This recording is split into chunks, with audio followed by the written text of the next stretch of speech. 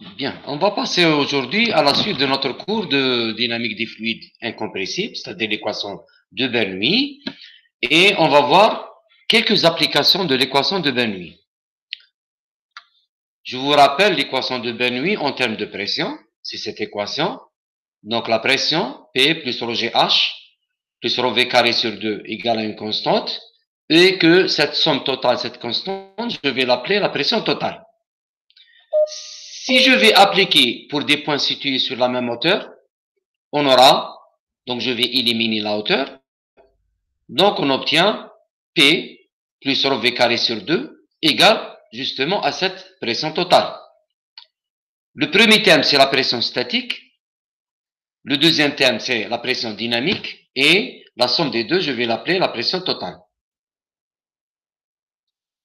Donc, à partir, dans certains livres, la pression totale, elle est appelée P indice 0.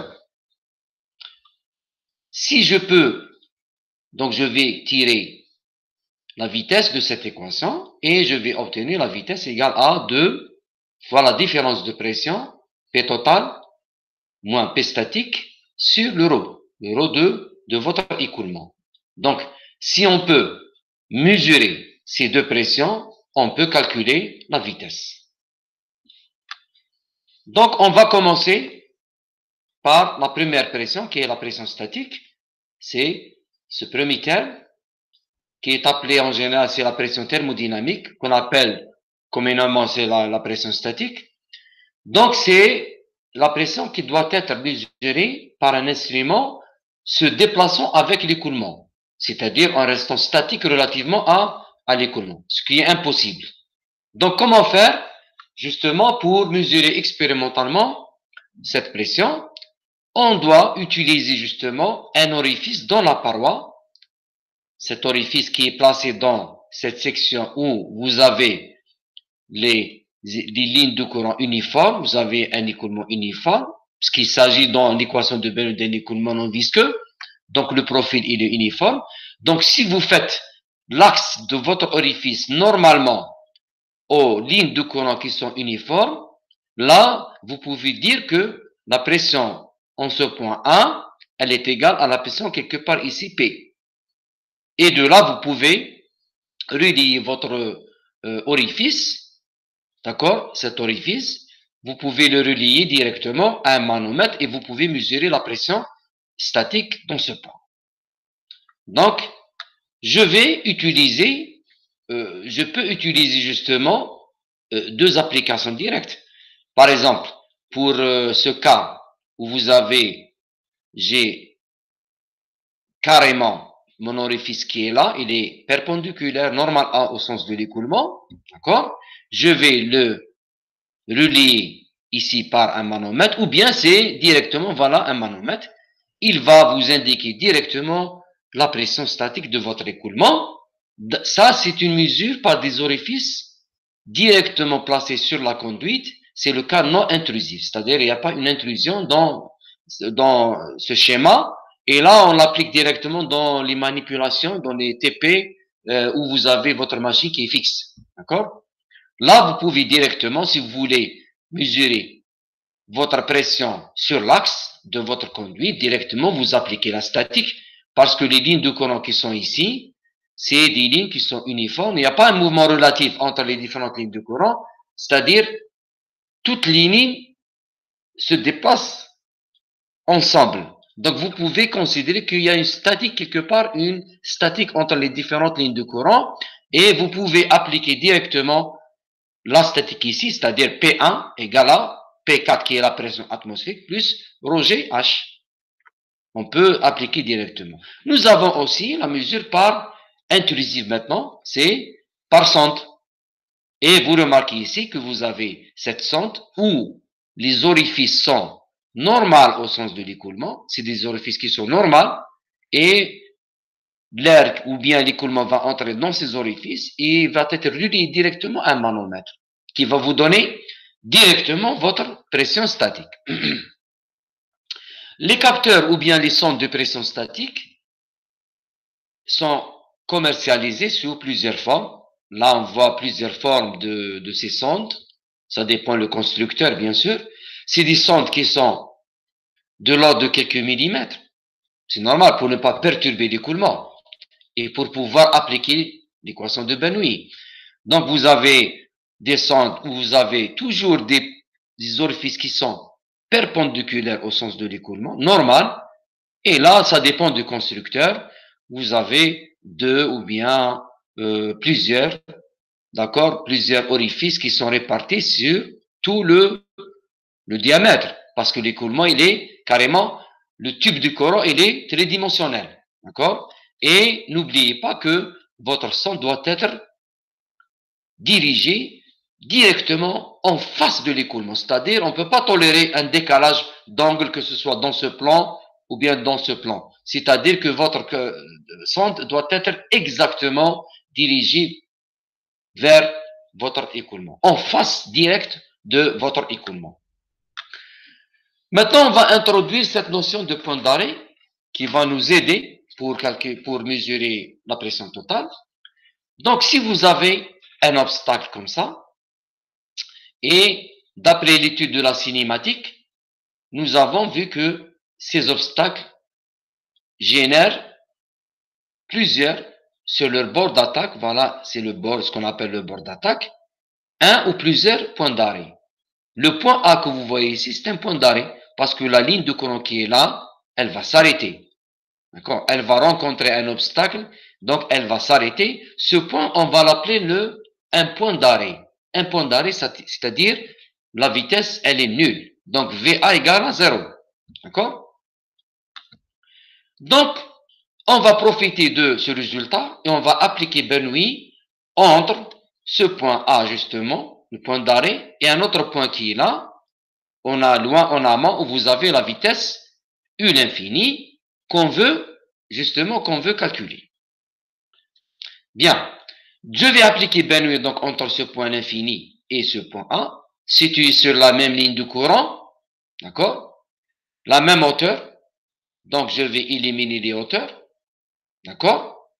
La vitesse en point A, c'est un point d'arrêt, donc je vais l'annuler et je vais obtenir directement PA égale à P l'infini plus 1 demi de rho V au carré, et la vitesse au point à l'infini, on l'a appelé U, U l'infini.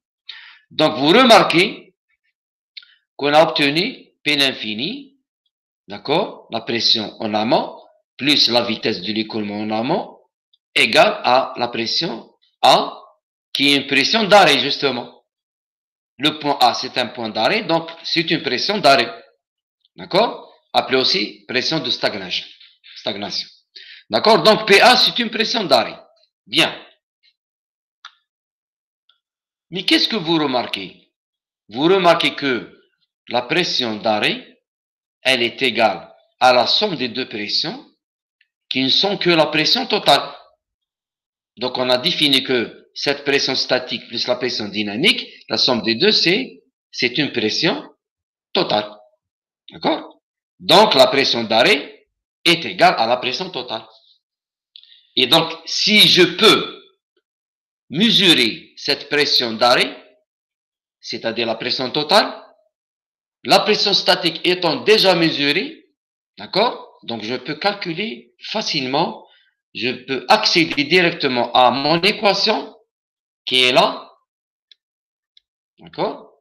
Cette équation qui est là, et je vais directement calculer la vitesse de l'écoulement. D'accord? Bien.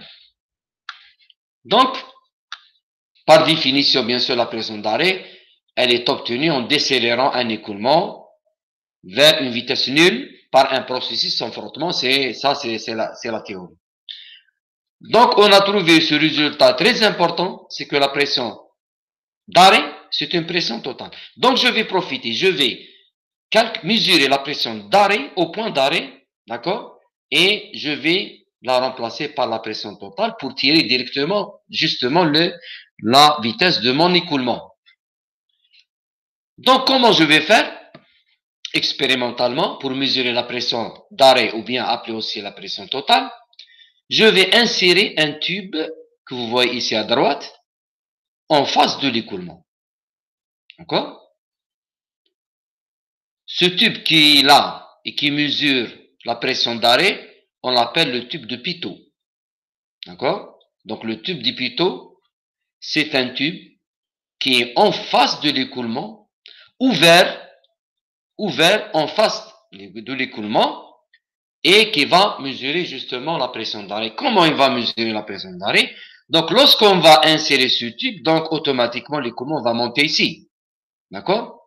Il y a une période transitoire. Juste à la fin de ce mouvement transitoire, le liquide, il va s'arrêter. Il va remplir le tube à une certaine hauteur H. Donc, toutes les couches qui sont ici sont stationnaires. Elles s'arrêtent. Et le point 2 aussi, il va s'arrêter. Donc, l'écoulement, il va s'arrêter au point 2. C'est-à-dire que le point 2, c'est un point d'arrêt. Donc, V2 égale à 0. Donc, si V2 égale à 0, donc le point 2, c'est un point d'arrêt. Et donc, je peux directement mesurer sa pression d'arrêt, qui est la pression totale. Donc, je peux la mesurer directement, P2, puisqu'il s'arrête, donc je peux appliquer la statique. Donc, P2 égale à P atmosphérique plus ρg grand H. Donc, c'est un artifice utilisé pour mesurer justement la pression d'arrêt qu'on a appelée la pression totale. D'accord? Vous avez justement, dans cette équation, nous avons mesuré la pression d'arrêt, d'accord? Pression totale, dans certains livres, on l'appelle aussi P0, pour dire 0, c'est-à-dire arrêt. Et nous avons mesuré la pression statique par ce manomètre dans l'axe, dans cet orifice, dans l'axe de cet orifice est perpendiculaire au sens de l'écoulement. Et la pression totale, nous l'avons mesurée par ce tube de Pitot ouvert en face de l'écoulement.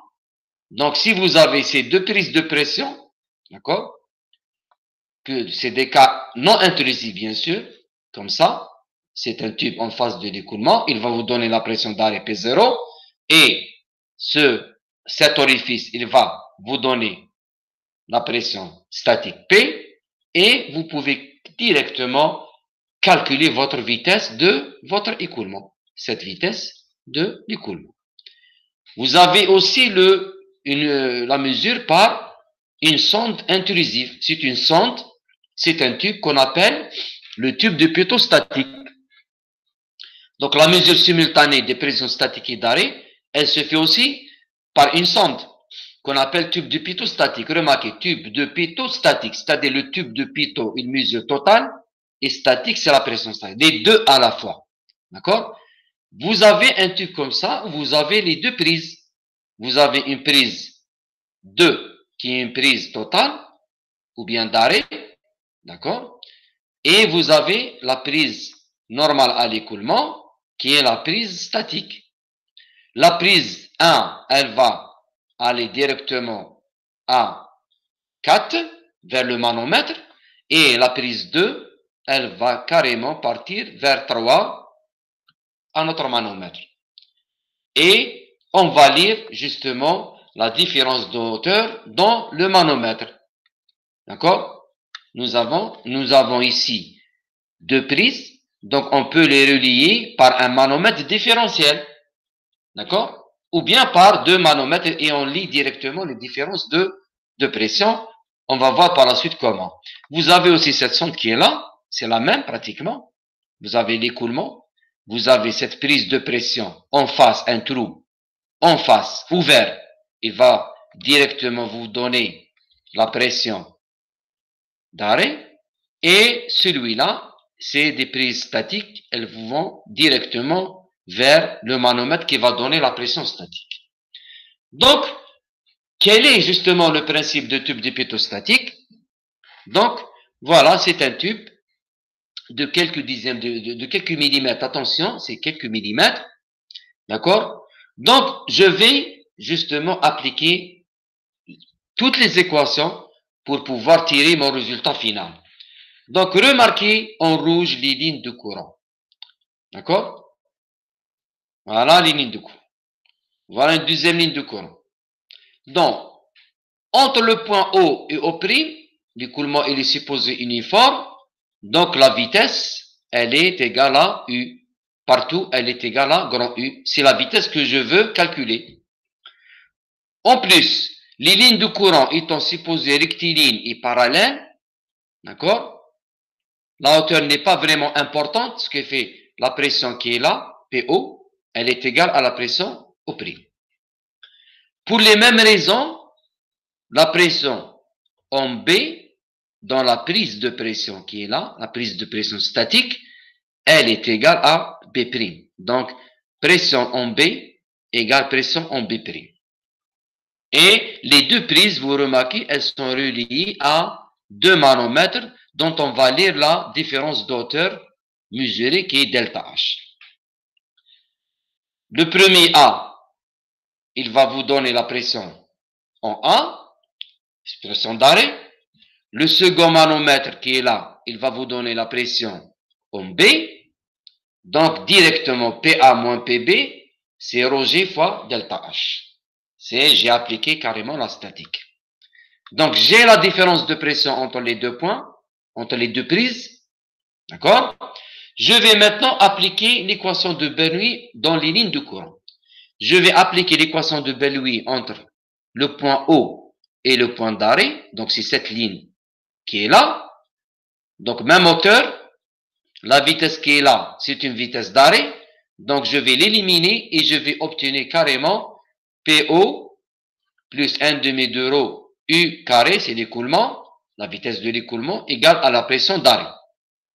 La même chose ici, je vais appliquer sur cette ligne de courant qui est là, en supposant que cette hauteur, elle est très petite, de quelques millimètres, donc je peux l'allumer, la hauteur, et je vais appliquer Bernoulli entre le point O' et le point B' qui est là. D'accord? C'est cette équation. J'ai éliminé carrément les hauteurs. Qu'est-ce que je remarque? La vitesse en B' qui est là, c'est la même vitesse que l'écoulement U. Parce que cette vitesse, elle va subir une petite variation, mais en un point éloigné du bord d'attaque, elle devient uniforme, égale à U. Donc, VB' égale à U. Donc, automatiquement, c'est VP' égale à U. Donc, la pression à O' égale la pression à B'.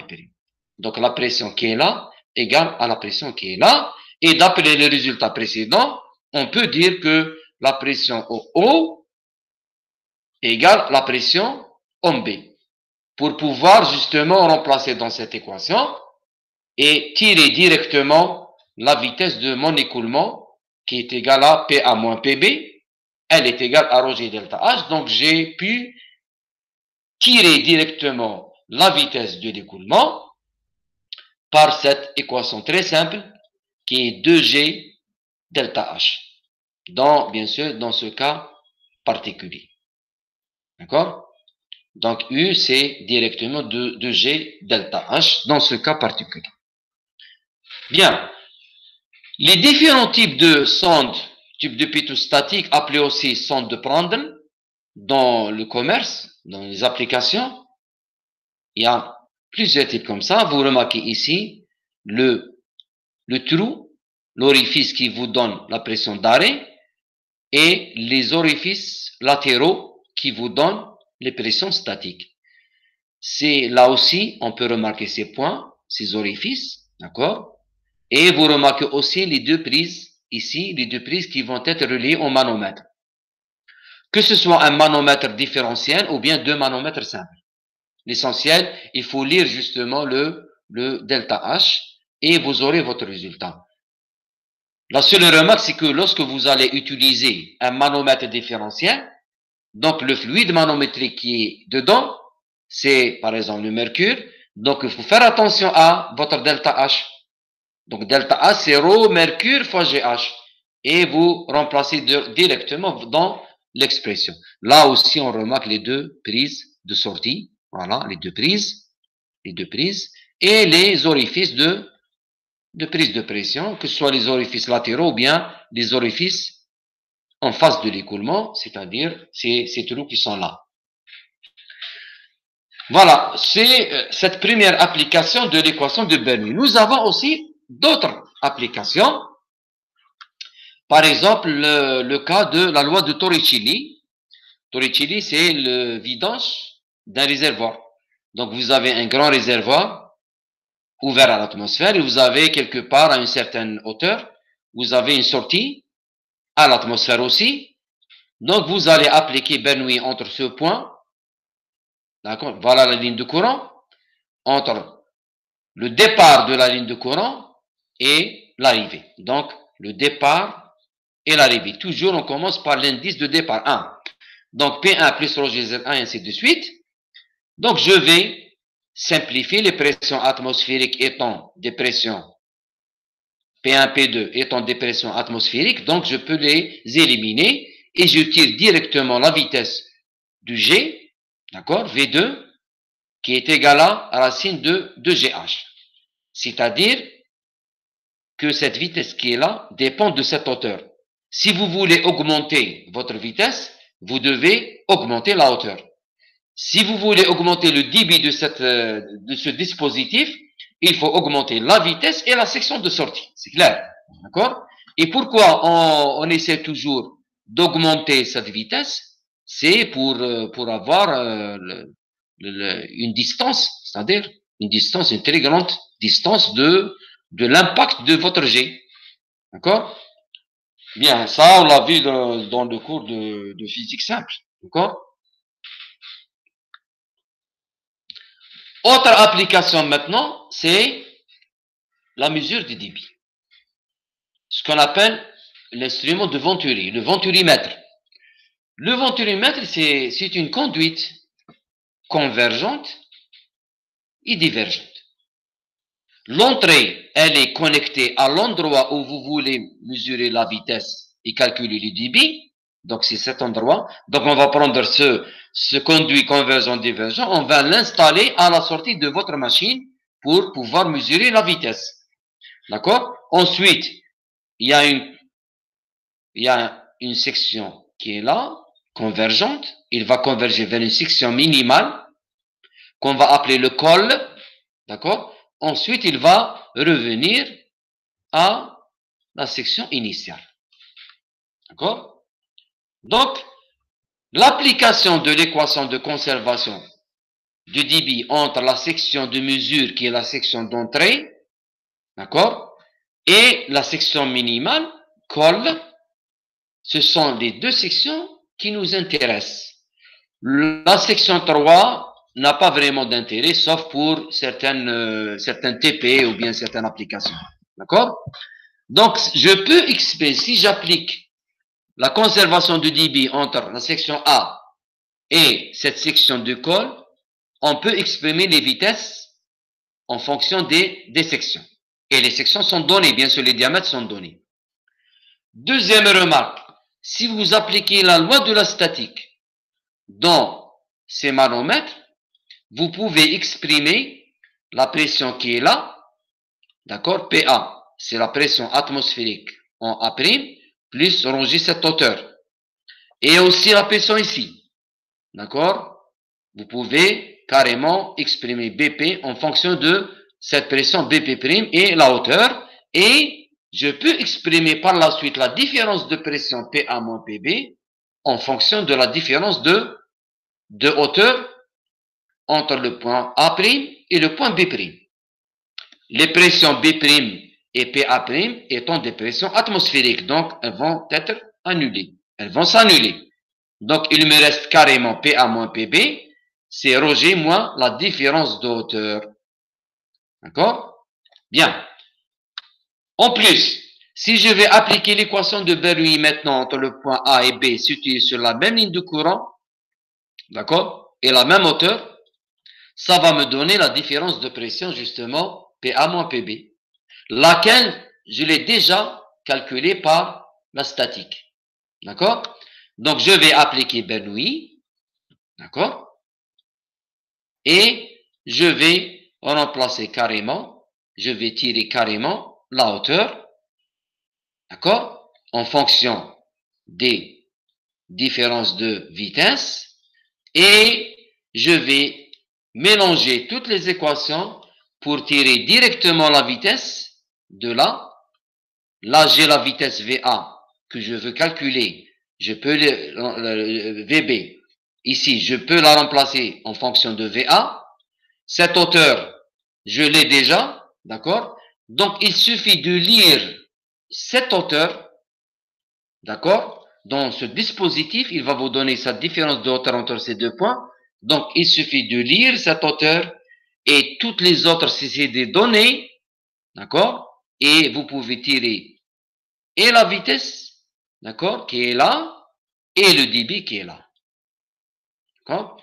Là, c'est une expression de débit en fonction des sections, mais je peux aussi l'exprimer en fonction des diamètres. D'accord? Le grand diamètre, d'accord? Voilà, D. Et le petit diamètre, c'est le diamètre de votre colle. Le petit D, diamètre de votre colle. Donc, directement, il suffit de lire le H et vous remplacez pour calculer votre vitesse et votre débit.